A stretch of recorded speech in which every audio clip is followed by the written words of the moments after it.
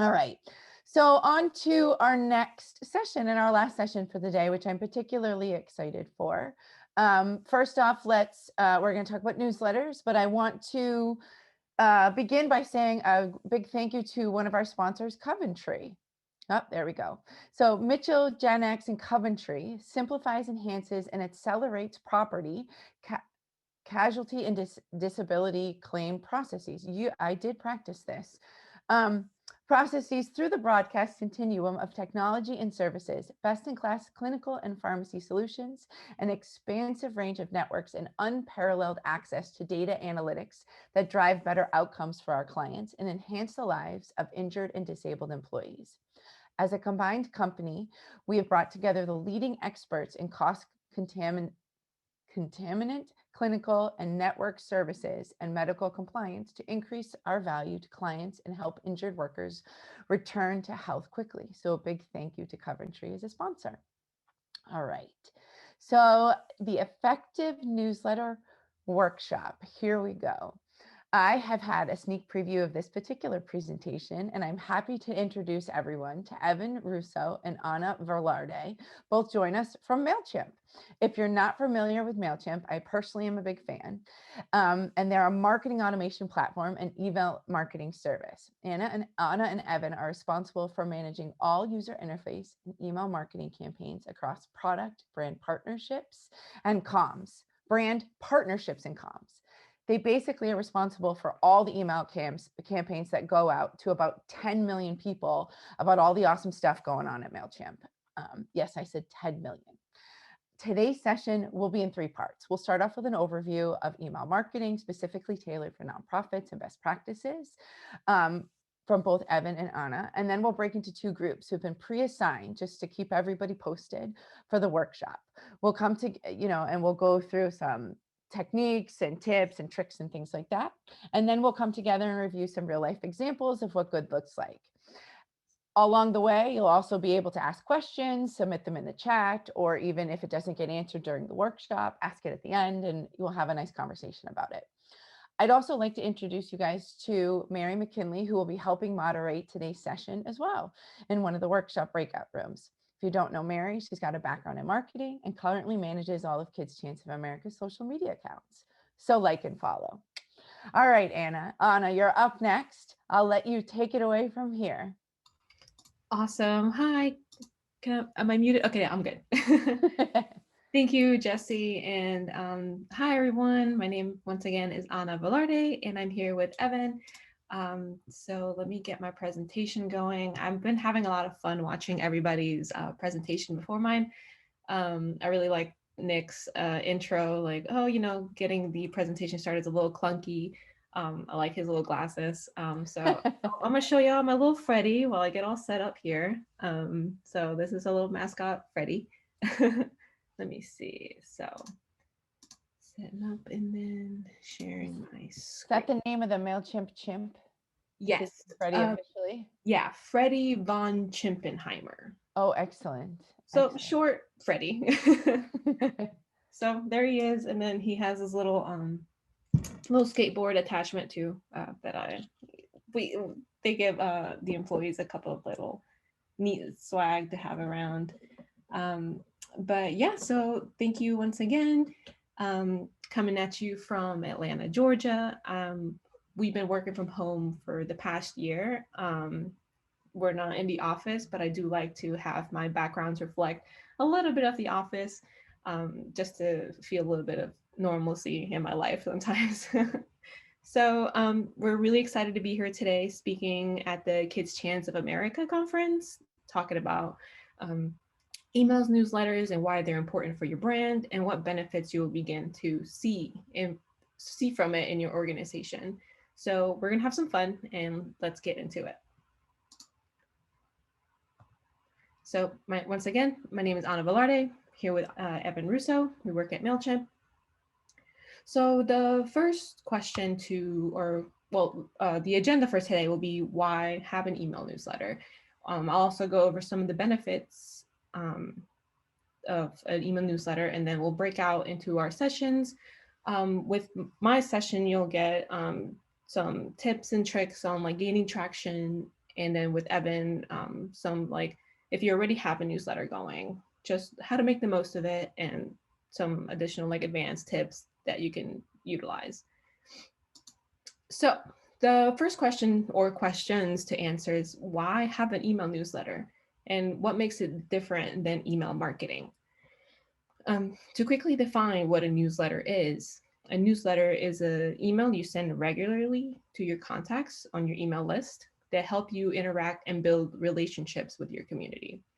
These emails include primarily information and content or a roundup of content gathered into one single email that your recipients can scroll through and pick out the pieces that they want to read into. The main difference between an email newsletter and email marketing is that you're not really selling a product. You're using newsletters for relationship building, getting the word out about events, engaging and educating your community. Email marketing is really aimed at guiding a recipient towards a sale of a specific product. Email marketing emails will also include like a single call to action button directing you to their product, while email newsletters have a nice build out of different stories that folks can choose, like, oh, this is more relevant to me, I'll read more into this. So newsletters hold a lot of value, and it is due to the fact that millions of people use email daily.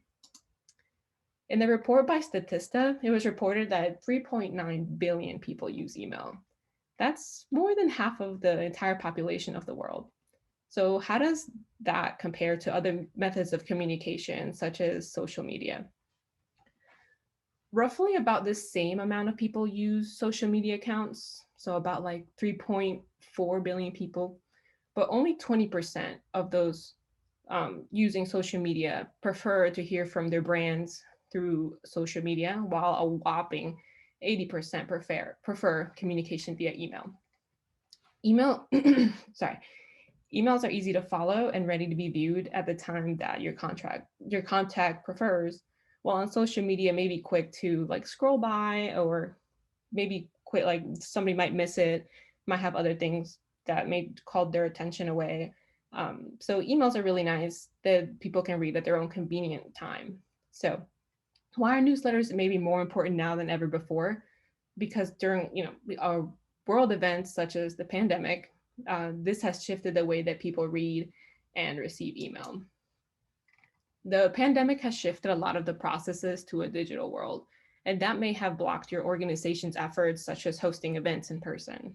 Since the start of the pandemic, MailChimp has reported that organizations such as nonprofits have seen a sharp increase in email engagement. So the chart presented on the screen shows data from click rates from before the start of the lockdown, and then the starting effects from the lockdowns of during the pandemic. We can see that in March right here on the right hand side of the chart here, that the click rates start going astronomically high. And click rates also mean that from the recipient that receives the email, they're clicking through the links to read more articles or are going to your organization's website.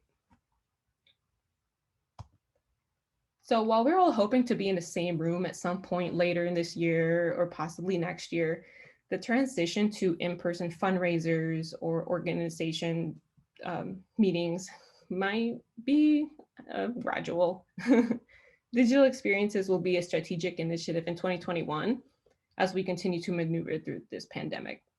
In the meantime, it might be a good time to let your audience know through newsletters how they can continue to support you and stay updated on your initiatives and what you have going on. So while we're talking on the subject of the future, here's some other bits of information that I thought were really interesting.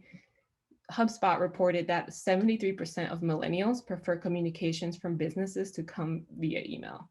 That's a pretty large percentage, and it's something that kind of rings true to me. I'm more inclined to open news and updates from from companies via email. These are emails that usually often catch my attention because I'm pretty glued onto my phone.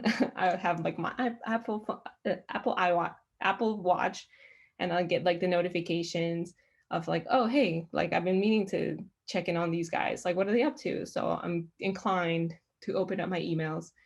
And I just prefer communication that way because I can open it at the desired time that I want. Social media, I'm usually on there for a quick 5-10 minutes, reading up on what my friends are doing. And um, it's quick to maybe dismiss other like ads that are popping up in my social feed. So let's get into some of the benefits of a monthly newsletter and why it should be a method of communication that your organization makes the most of. Nonprofits are often stretched for resources, and it's easy to set a newsletter aside for matters that seem more pressing. However, regular email is one of the most effective ways to grow your organization. One of the great things that you can do with your newsletter is share your successes and reinforce that credibility. You can use your newsletter space to share your success stories, stories that show change, how your organization and your donors are completing the mission, and make them feel involved as well. The newsletters will help to put faces to the efforts of your community members. You can use a newsletter to share multiple stories at once. So, for example, this is one that I found from the Canadian Red Cross. What draw my attention to this email in particular is just the division of the different stories that they have gathered. It's nicely separated with an image and a hyperlink to that specific blog post. It gives me like a quick synopsis of what the messages, what the blog post will be about. And same thing with Charity Water. Nice quick image, quick message on what the article is about, and gets my attention. I have the option to choose like, oh, which of these articles do I want to click into and learn more about. With emails, newsletters, you can also increase your community engagement and also donations. With emails, you can, instead of having to rely on folks to visit your website to check out the latest events, or having to individually message them one by one to say like, hey, welcome, you're invited to this event happening in a couple of months. You can use email newsletters to send it all at once and remind folks just quickly like, hey, this is happening. This is what we're going to be doing in a couple of months, and send it all in bulk rather than one by one, or having them visit your website or having to rely on them doing that.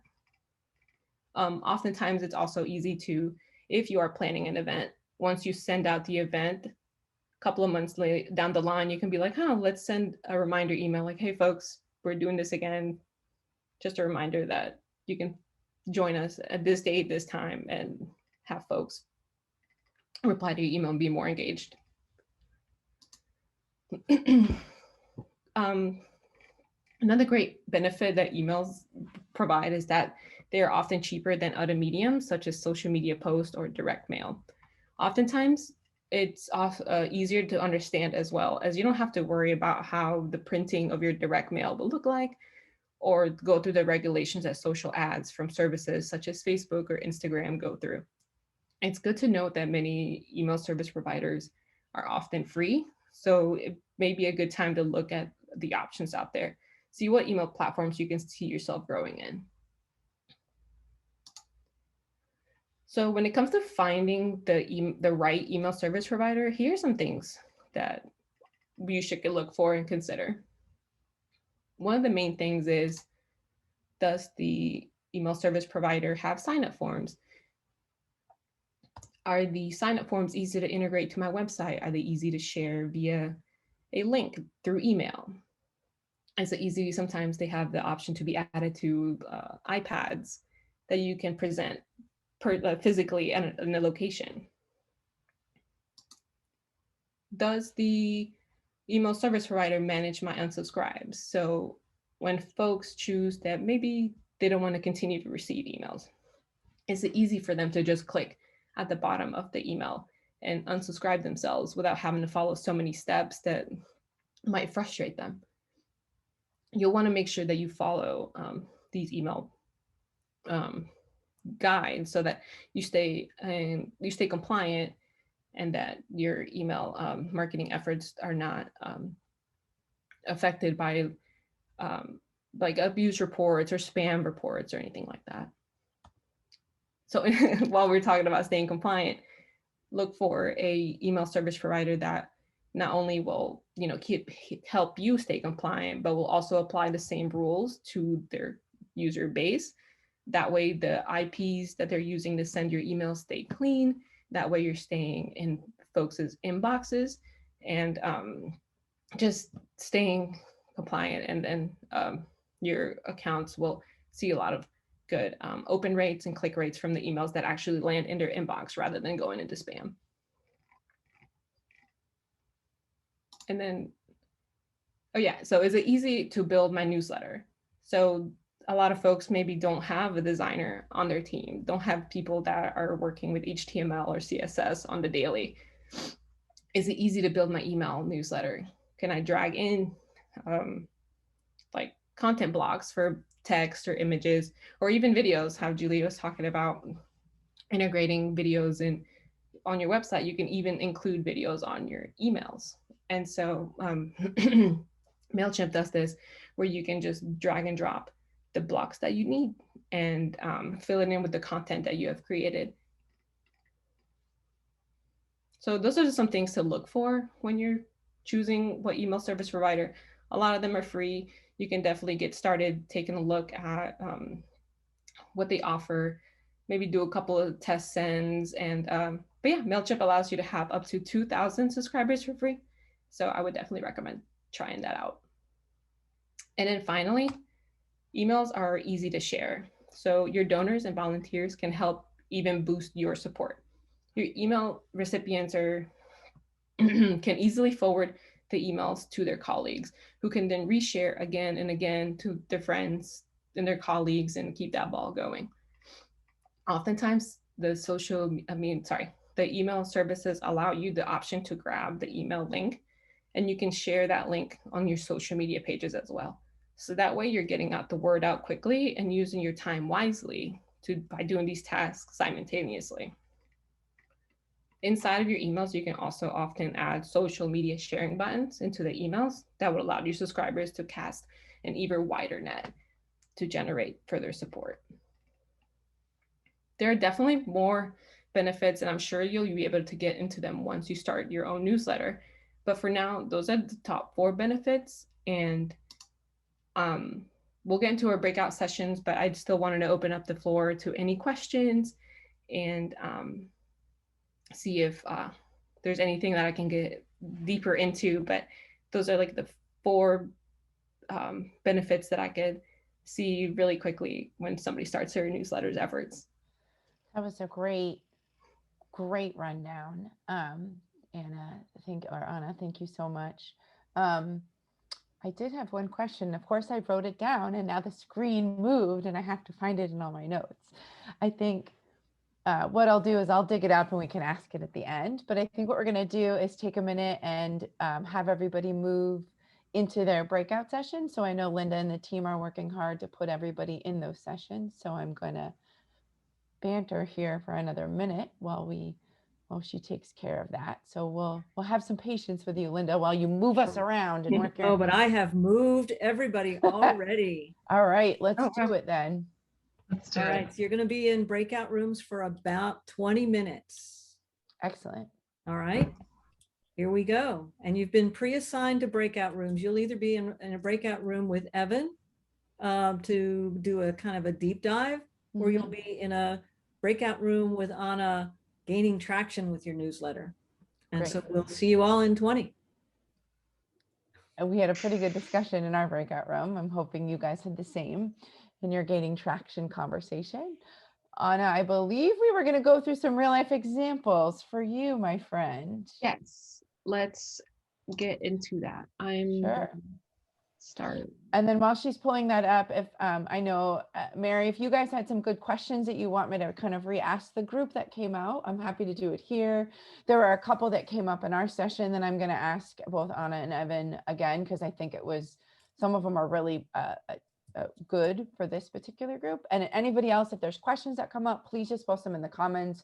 I'm keeping a close eye on them, and I'll be sure to make sure I ask these guys anything. We talked about emojis and subject lines and all of the nitty gritty stuff. So, you know, this is a great opportunity to dig in.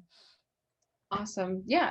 So I'm gonna go through some examples of an welcome email automation that we have set up over in the MailChimp end. Go over an email template review of one that I found on that website, the really good emails, and why Great. I thought that was a good email to receive in my inbox. And then I'm going to share a couple links out to some really awesome resources in case you're feeling a little stuck on like, hey, how do I set up my email template, or what kind of content should I write? How do I format my subject line, and what tone to use? A couple of good resources out there on the MailChimp website that I think would be awesome to check if you ever feel like you need a little bit more inspo. So in terms of the welcome email, over at the MailChimp end, we have a product called like MailChimp Presents. In there, we have podcasts, short movies, just to, you know, have folks that are working in the office also have a little bit of a break time to enjoy some podcasts and videos. Folks sign up voluntarily, like they want to hear from MailChimp Presents. And once they use the sign up form, immediately they are sent an email that says, hey, thanks for signing up to receive updates about our original content platform, MailChimp Presents. And then it links out to the MailChimp Presents website where they will be able to find that content. So that's the first email in the welcome email automation. The second email that is sent 2 days after is maybe an email that we sent that folks might have missed because they weren't on the list. Maybe it's an email that we sent the month prior. And so we'll just use it as the second email in the automation, and it sends 2 days after they are sent the welcome email. And it's just like the newest release, for example, is Deep Futures. So we just send that out as the follow-up email showing folks like, hey, this is the emails that you should expect to receive. So here's a little quick breakdown. It's like email 1, confirmation of subscription. And then 2 days later, somebody would receive the email 2 with the newest releases. That way they're getting familiar with the MailChimp brand, getting familiar with MailChimp Presents and what that content would look like. And then, here's an example of an email I found on the website, the Really Good Emails. This is for the Chan Zuckerberg Initiative. What I really like about this email, if you look on the left side, is the entire email. I really like how they have one call to action. Maybe that's their latest piece that they've created, and they're using that call to action to have folks watch that video. And yeah, hey, an example of how you can include videos inside of your emails. Following that, they have 2 columns of 2 different stories that folks can click into that will lead them to the larger blog post. And I really just like how it's set up here with hyperlinks. I really like the use of just like the single call to action to the most important or their latest release. I love the use of the branding. You just know that it's coming from Chan Zuckerberg Initiative. They most likely use this logo throughout all of their emails. And I like the footer. The footer is very nice and clean. You can find the unsubscribe button immediately. You can see that they link out to their social media pages, Facebook, Twitter, Instagram. So it's kind of just like, it's like a website in an email. It looks really good to me.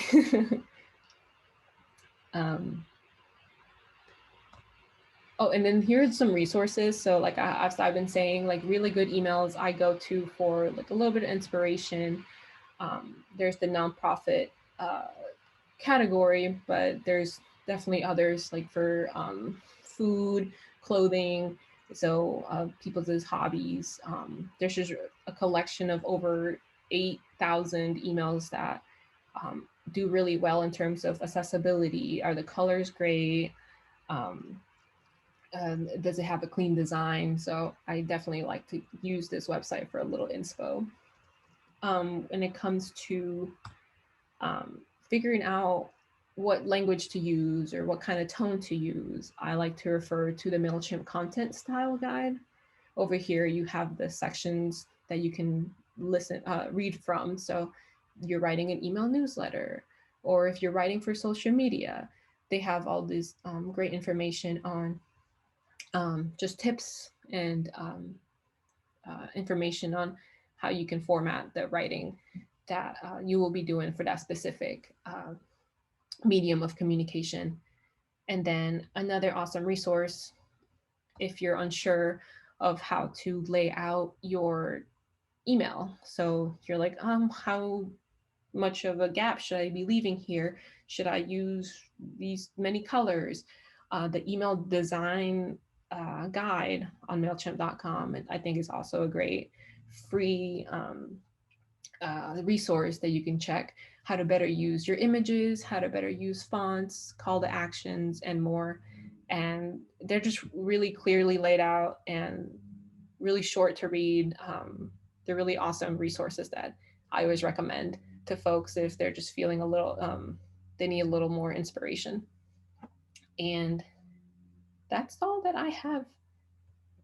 But I'm happy to answer any questions or hear about how the session with Evan went. Well, I do have a couple of questions, and there's been a couple that have come through the chat, but there was one that came up during, your session that I want to ask for the larger group.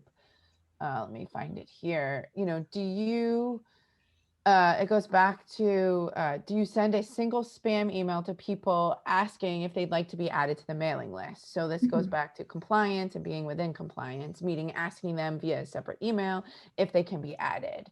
So I think that's a really important question. So I don't know if Anna or Evan, who wants to take that one. Anna, I can take that one. Okay. Am I on mute? Okay, so I know I said this in almost every question in my session, but it depends. So does this person already have a relationship with your organization? Are they already donating to you? Are they already, engaging with you in some other way? That wouldn't be spam. That would be like a basically like a business need to contact that person. I think that was okay. If you're cold emailing people, I wouldn't suggest that. That would be out of compliance, and you'd likely get some abuse reports, which can be damaging to your overall deliverability rate.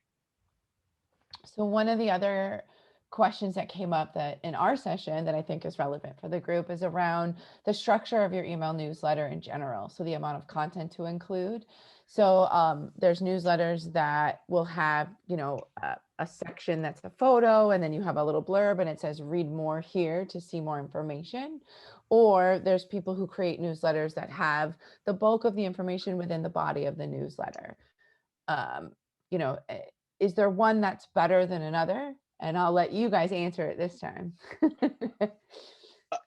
I think that, if you can send someone to a landing page, I tend to prefer that. But if you're putting the entire email into your newsletter, you just really want to make sure you're laying out your body copy in a way that's real scannable, using bolded headlines, bullet points, maybe even like images that can convey ideas. So I made an image might be worth like a few sentences of copy. So utilize those tips and tricks to get your email to be easy to look at and not just a wall of text. So with that, thanks for that one. So with the welcome email, the automated email, when somebody signs up for your newsletter, you're recommending sending them an automated email that says, hey, thanks so much. Is there any other content that you should include in that welcome email? I was thinking it would be nice to include last month's newsletter, but then it doesn't become automated. Are there sneaky ways? I'd love to hear both of your thoughts on how to get people's attention and show them what you're made of when you get that automated email. I know we talked a little bit about that, but. Well, Anna just gave the MailChimp Presents example, which showed Yep. that like you get that welcome email. That's really just a confirmation. That's really all it's doing, is saying you've been signed up for this list. And then the next email you get is an example of the kind of newsletters that you send out. In the case of MailChimp Presents, we send them the previous month's newsletter. And it gives them a real sense of like, oh, this is the kind of stuff that I'm going to see from this email subscription. If you want to just keep it to one email, you know, most ESPs will provide you with like a browser link for your emails. Link it into the subscription confirmation. Say, thank you for subscribing. If you're interested, here's a link to last month's newsletter. And that would be if you just want to keep it to one email, but either way works. Great. I know we covered a lot in this session. I know in our session, and Anna, I've heard that you guys covered a lot in yours too. So, but I want to thank you both so much for being here. Is there any other last parting thoughts that I should have asked you that I didn't during this? You know, last minute tidbits. I'm putting you both on the spot. I'll say Julia brought up the ring light in her presentation, and I got a ring light a few weeks ago, and I still look like this, so I'm a little disappointed, but it has been nice. Like it does work, like not just for video, we're all on Zoom calls, and you know, That's I a highly good parting recommend thought. it. Yeah, that's my parting thought is, you know, forget about the email stuff. You got to make yourself look good on all these Zoom calls. Good parting thought. Anna, anything on your end? Can we see the monkey one more time? Yeah, no, it's just that, just little Fred. Freddie with a little backpack, and yeah, Awesome. just to keep it nice and friendly, and yeah, no, we had a lot of fun. I really love talking to everybody and answering these questions. So thank you so much. Well, thank you both so much for being here. I think I'm sending the conversation back to Vicky, if I'm not mistaken, at this point. Let's give everybody a round of virtual applause. Gotta love it. Yes. Thank you, Evan and Anna. Thank you, Jesse, Mary, the marketing team. What a great day to track one. I know I learned an awful lot. I hope everybody else did.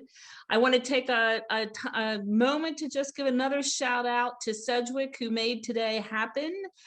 They're our track sponsor, and we're appreciative of their being able to provide some support to allow us to bring in the speakers that we did today. On behalf of Kids Chance, I'd also like to thank all of our conference sponsors for their continued support and participation.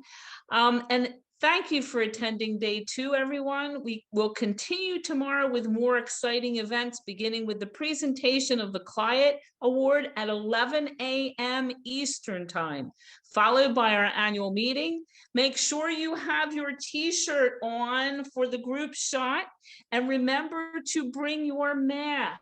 So we have that as well. We're going to be displaying that.